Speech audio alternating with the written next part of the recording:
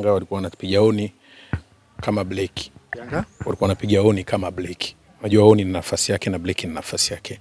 Unapocheza mechi dhidi ya timu kama Azam, mchezo ambao una utawala kwa kiasi kikubwa, alafu uamui matukio kwa usahihi, unajipa hatari nyingi.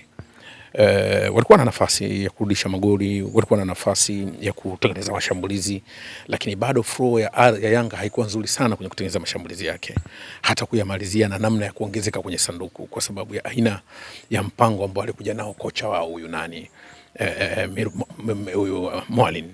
Unajua, unapoanza na mshambuliaji ambaye uchezaji wake ni kama tochi, lazima uweke betri. Namzungumzia Depo. Kuanza watu kwa pamoja kwenye timu ili utengeneze pressure ya mechi. Unapowapa watu, maana yake tafsiri yake iwe ni mechi ambayo mnasema mna total complete control of the game, mna utawala mchezo wote kwa 100%. Yani wapinzani wenu wamewapa mgongo, mpige mnavyotaka. Lakini bahati mbaya Azam walikuwa wanaendelea na mtego wao kuwavizia, wanaendelea tu na mtego wao kuwavizia.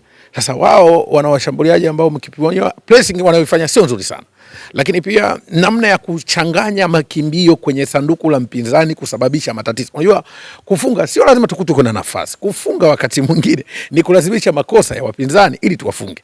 Unaona, bahati mbaya nilikuwa naona kuna ugumu wa kulazimisha makosa. Wachezaji wao ambao wanaweza kulazimisha makosa kwenye sanduku ni wale ambao wanacheza pembeni kwenye mapana ya kiwanja, Pacome kwa sababu ya ubunifu wake. Lakini hawa wengine wote hawana hasira za nyati kwenye kutafuta matokeo. Unajua, kilichotafuna jana Yanga ni kukosa washambuliaji wenye hasira za nyati kutafuta matokeo, kwa sababu tayari Azam walishakubali kupokea pressure, wako chini, wanafuatwa. Lakini sasa kulikuwa hakuna mshambuliaji mwenye hasira ya nyati, na ndio maana ukiwatazama staili yao ya kucheza kama taarabu ya Zanzibar jana Yanga, mtu anaimba kakaa kwenye kiti. Tayari wale wana upungufu wa mtu mmoja, lakini wameshindwa kuexpose hilo eneo. Kwa nini? Kwa sababu speed ya kutengeneza mashambulizi wakakubali kucheza vile hasa moto. Yani unaona dakika 15 za pili, yani kama wamekuja na mpango wa kukata tamaa. Hawana pressure, haionyeshi mtu kapungua. Yani walivyokuwa kamili walikuwa na spirit fulani, lakini walivyopungua watu hawakuonyesha hiyo spirit. Hayo ndio mapungufu ambayo nimeona. Ndio nikasema hawa yani walikuwa wanapiga oni wakijua Blake. Kwa sababu unacheza ule mchezo, utengeneza pressure kubwa, imesababisha makosa yamefungwa. Na makosa waliofungwa yale ni makosa ambayo yametokana na makosa ya mchezo. Unajua, ukiangalia Ibra Baka aliandaiti kile kichwa chake, hakupiga kichwa kirefu. Bahati mbaya mshambuliaji kitambara na nguvu, energetic, ni mzuri, ambao ana anticipation, akapata mpira kafunga. Lakini angalia, baada ya wao kurudisha goli, nini kilifuata? Baada ya kurudisha goli, wao wakajua mechi imeisha, tutafunga tu. Hawakuwa na ile spirit kubwa. Kwa upongezi kwa Azam ambao walikuwa ni tactical content, wamuingiza Yanga kwenye mfumo wao, wakawa wanacheza. Lakini Azam hawakutoka kwenye mfumo wao. Azam siku zote chini ya coach Ibenge sio position based coach ambaye timu yake inacheza kwenye matukio. Yeye anataka kucheza kwenye nafasi. Sasa mechi nzuri ni kama ile kwa anacheza Yanga. Zile mechi zingerudiwa hata 10, Yanga mfungia Azam. Mechi ile, staili ile ya kucheza ya Yanga ile, huna washambuliaji ambao wangekuwa wanapuliza moto. Maana pale lazima upate watu wanaopuliza moto. Sasa wale sio wanapuliza moto. Unajua kuna kukoleza moto na kupuliza moto. Sasa Yanga staili yao ya kucheza na Azam wanacheza kama wanachoma mishikaki. Taratibu kwa Chaibenge na Azam kama wanachoma mishikaki. Taratibu yao wanahakikisha nyama imeiva nje, ndani, na iwe na ladha kwa mlaji. Sasa hawa Yanga wanacheza na wale kama tuweza kusema ni kama ile mtu anaweza kusema, si usemeji kwamba unacheza na wale ambao wanacheza taratibu kwa mpango maalum. Yani kama uko kwenye chumba cha X-ray, mtu atakwambia kunywa maji ndio nikupime. Sasa Azam waliwafanya Yanga kama chumba cha X-ray, kunywa maji ndio tukupime. Tena mama mwenye ugonjwa wa uvimbe tumboni ndio walivyogeuzwa Yanga Afrika. Sasa hilo lilikuwa ni makosa game, lakini nadhani wana mechi nyingine kesho kutwa. Nataka nione tactical dynamism ya coach huyu huyu wa Yanga Amori, kwa sababu kitu kingine nilikuwa nakiona, sioni namna ambavyo anabadilisha mpango wa mechi, kwa sababu team ni speed ndio inahukumu matokeo.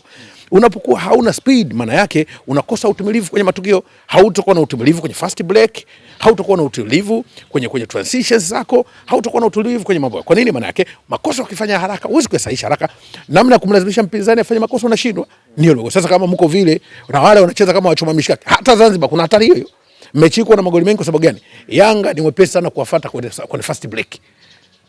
Ni wepesi kuwapata kwenye fast break. Ukiwatamanisha wanafuata tu kama panya umempakia mchuzi, yani mkate umeupaka mchuzi, anaenda tutaka una sumu. Yani kwenye fast break Yanga unawapata kwa wepesi. Walifanywa hivi na Dodoma. Unapata tu kwenye fast break. Na nina hofu kama watu kuja na mpango mwingine wanaingia kwenye fast break. Hapo Zanzibar Amani kesho kutwa. Ibenge kama mchoma mishikaki. Taratibu. Naomba ichukue hii. Kesho kutwa kama hesabu za fast break ya watu na wale wakina Okero wawe wachezaji wa mechi kubwa. Hapa ndo watu wanakosoa. Mechi kubwa zinataka mchezaji ambaye anapuliza moto wa kuni mbichi wake. Unalazimisha matukio, nendeni kwa speed. Mechi kubwa mlazimishi matukio, mnataka mkutane kwenye nafasi, ni ngumu. Nafasi zilikuwa ngumu, Azam wamejaza watu wengi kwenye sanduku na najua mechi ijayo hiyo watakuja watacheza kwa ukubwa huo. Wao hawana pressure. Mtasema washikilie bomba. Na nyinyi mnashikilia la kwao. Yanga umesema Azam washikilie bomba. Nyinyi mmeshikilia la kwenu. Angalia wanakupiga wewe kwa utaona kupata. Na hakuna timu bora inapotengenezewa shambulizi nzuri. Mara kadhaa mimi nimekuwa nikisema. Hakuna beki mzuri anapotengenezewa shambulizi bora. Yaani mashambulizi mafungwe tu. Kwa hiyo mimi nilichoona hofu yangu kwamba wana shida ya fast break. Wamefungwa na Dodoma kwa fast break. Walikuwa wanafungwa na mechi na Simba ile Isamuyo kwa fast break. Kwa watu washawajua wanapatikana wapi. Au unawachovya. Yanga kufunga ni kuwachovya. Yaani sio kupambana kwa nyuma, wachovye. Sasa watu washawajua hawa kwenye fast break unawachovya unawapata. Wakaribishe kwako, dondosha nyuma yao. Oho, unakuta kina Baka wale kumbe watanua misamba ukidondosha mipira nyuma yao. Kwa nini? Maana yake ni kwamba ndio makosa. Lakini ni coach na kuziondoa hizo. Nimeshasema hakuna mchezaji bora mbele ya mpango mzuri wa mpinzani wako. Kwa hiyo ni kitu ambacho mimi nadhani wakikirekebisha kinaweza kikawasaidia na tukaona mechi nyingine tofauti, lakini kikweli ndio kosa ambalo walifanya kwenye mchezo. Haya mambo ni lazima tuwasifie Azam jana hawa walikuwa wanawafanya kama wanachoma mishikaki. Wanachoma mishikaki. Tena mishikaki yenyewe ya bwana mmoja maarufu Morogoro anaitwa Nzige. Anachoma ile ilikuwa mishikaki ya Nzige Morogoro. Ana mishikaki yake mizuri watu wa Morogoro wanajua. Kwa Nzige, kwa mishikaki ya Nzige Morogoro. Kutokuwa na ya kwasi ndani ya yule mchezo wa jana. Pengine Young Africans ndio sababu ya kupoteza sana? Hapana. Mbona mchezo waliukamata? Mchezo waliukamata tu ni kutokuwa na ufanisi wa matukio. Unajua football unafanya makosa ndio unaadhibiwa. Walikuwa wanakosa ufanisi tu. Kote za nafasi wanaingia kwenye sanduku lakini walikuwa hawaforce double teaming. Pacome anacheza anatokea mbali kwa kwake kwa Pacome watu wanajaa wanafanya tu zone coverage wanakwenda wanafunika kule. Wakija hapa ndani Dube na Depu wakianza mnakosa double teaming kwa sababu gani? Wale wote wanakimbilia kwenye sanduku. Sio wazuri kufuatana. Double teaming kwa overload kwenye attack. Lazima muwe mtakatifu overload. Sasa una overload vipi umeweka watu kwenye sanduku? Kila mmoja anataka kukaa kwenye nafasi. Kwa hiyo mnaonekana mipira inakwenda. Mipira inakwenda vizuri. Lakini kitu kingine timu ilikuwa inacheza haraka. Tayari wale wana mapungufu. Pigeni pasi za haraka. Kila mtu traffic. Mpaka nyoshe mkono juu ndio gari isimame. Kwa mpira utulize urudishe kule. Hawa tayari mentally walikuwa walazimisha Azam wajijue na mapungufu. Lakini mpango wa Yanga uliwafanya Azam wajione wako kamili. Kitu ambacho kiliwasaidia kutoa mechi nzuri sana. Pongeza sana kwa coach Furaha Ibenge. Watu wana maneno lakini kaja kucheza mpira mkubwa. Na ninaogopa kweli mechi ijayo. Hii kwa staili hii kocha wao huyu wamwambie na mimi ningepata nafasi ningemshauri. Fast break timu yako imefungwa kwa fast break. Yaani huyu tangu kachukua timu imefungwa kwa fast break. Yule aliyeondoka yule Pedro hajafungwa goli la fast break. Alikuwa na defensive resilience watu wa mpira wanasema. Makocha sasa wanajua nikisema hivi. Defensive resilience. Tengeneza uvumilivu katika kujilinda ndio shambulia. Huyu sasa wamemwambia fungua booster. Ukifungua booster zingine sio za Scania za Fuso. Mzigo mkubwa azibebi. Sasa unafungua booster lazima nyuma ujue. Watatukana wakina Baka, watadhalilishwa hawa kwa sababu mpango wa timu kwenye fast break yuko chini. Zidane Seleli ana speed. Faisal anapiga pasi ndefu mita nyingi. Sasa unaanza kupambanisha mlinzi wako aanze kupambana mtu mmoja mmoja. Hakujawahi kuwa na timu bora kwenye mtindo ule wa kucheza ambao ukiingia kwenye mtego. Sasa Azam tu tabia yao. Kama wanachoma mishikaki mnaona kama mnawatawala kumbe wanavizia tu. Sindano moja ya chanjo hoi. Ndicho ambacho nimekiona. Sasa unaionaje sasa Yanga hii namna ilivyo kwa sasa hivi? Ni kweli Yanga imechoka ukiangalia safu ya ushambuliaji na safu ya wings? Hapana, makosa ya mchezo. Haya tunasema si makosa ya mchezo. Kwani wameshinda mechi ngapi? Sio kuchoka, ni makosa ya mchezo. Nimeshasema wamebainika baada ya mbinu za kijasusi wana shida kwenye fast break. Umeelewa vizuri? Pale tu wanapokuwa wamefanya makosa na pale tu mpinzani anapopata nafasi wao hawashtuki haraka. Lakini pia hawalazimishi matukio. Nimekwambia jana Yanga ndio walikuwa wanarudisha ile magoli. Kwa maana yake walikuwa na reaction pressure, watu mpira wanasema reaction pressure, lakini ilikuwa haina consistency ya kutuliza mchezo. Unajua moja kitu ambacho kinakusaidia timu kutawala mchezo ni kutawala mchezo, control pressure. Wao hawezi control pressure. Kwa nini? Kwa sababu hawadi hizo fast break. Unacheza na timu kama Azam, Akili za Ibenge ni sniper, lazima cha kwanza mshushe kwenye mti. Unamshushaje kwenye mti asiwe sniper?